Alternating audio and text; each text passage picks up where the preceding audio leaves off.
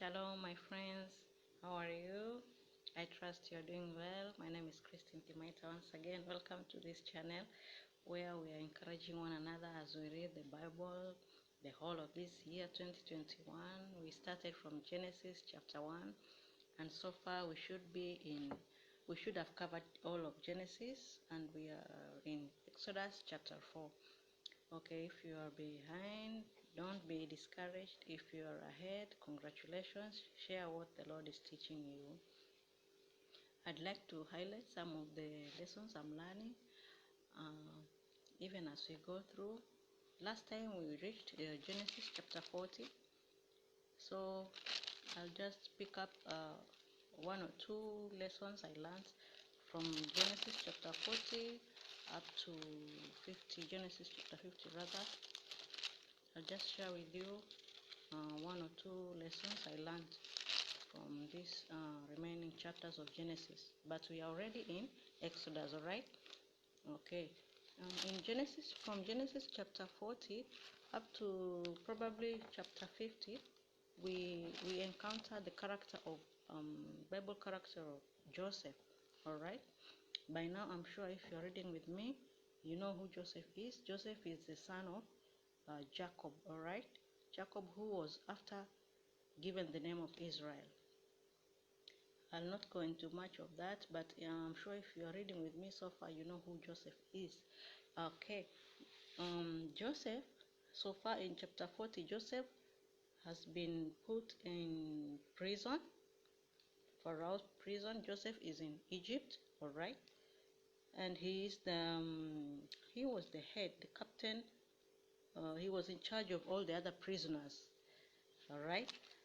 So I'll share from Genesis chapter 40 verse 9. I want to talk about the dreams, the two dreams from the butler and from the baker, all right? There's a lesson I learned there and I'd like to share with you. You remember the butler and the baker, these were workers for Pharaoh, okay? They were former Pharaoh's employees, but then they kind of made a mistake and they were thrown into prison, and Joseph was in the same prison with them. So Joseph was in charge of all the other prisoners, including this butler, former butler and former baker, all right? So now they each had dreams, and then they were sharing their dreams to Joseph, all right, in the prison. So now Genesis chapter 40 verse 9 says, then the chief butler told his dream to Joseph and said to him, behold, in my dream a vine was before me, and in the vine were 3 branches.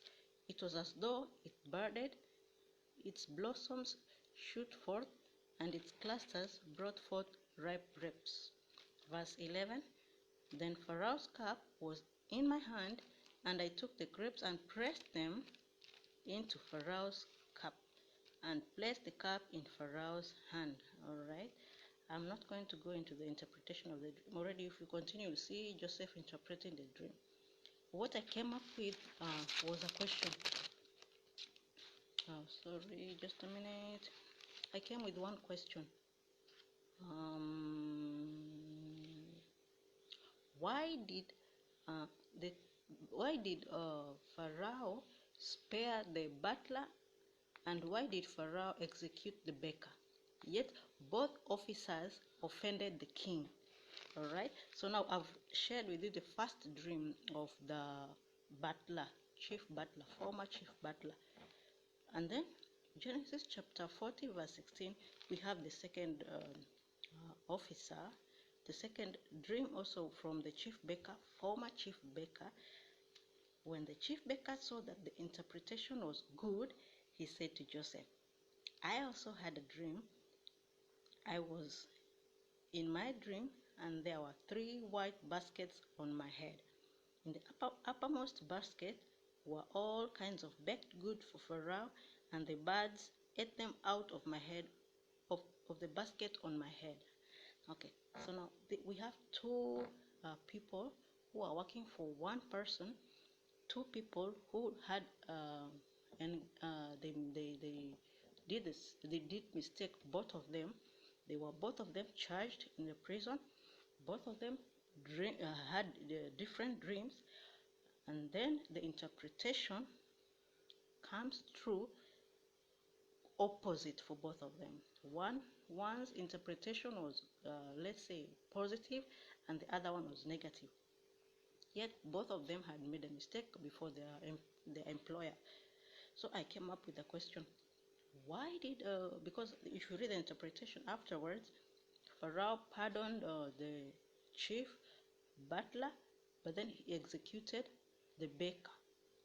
So I came up with that question. Then after prayerfully reading the whole chapter again, I came to understand that the answer is in the dreams actually. So let's go back to the dream again.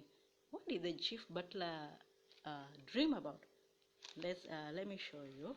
Right in verse 11, as the chief butler is explaining, he said to Joseph, "Then Pharaoh's cup was in my hand."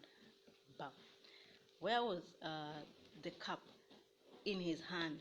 Huh? Which cup? Pharaoh's cup. And then you see again, he took the grapes and he pressed them into Pharaoh's cup and placed the cup in Pharaoh's hand.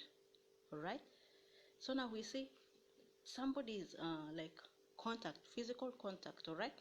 Go back to the other one, the other chief's dream, the baker's dream. He says, "In the uppermost basket were all kinds of baked goods, and the bird ate them out of the basket on my head."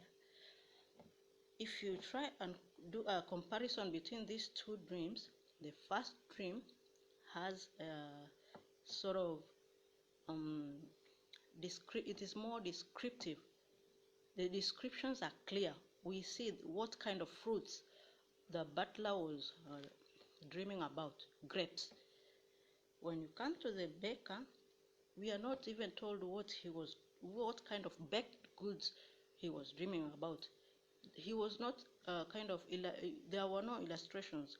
We have bread, we have corn, we have what else? We have so many baked goods, but he was not specific. So it's like I came up with the question: why did Pharaoh execute the baker, but he spared the butler? Just a minute. All right, we'll continue from here. Sorry, I'll take a break and continue.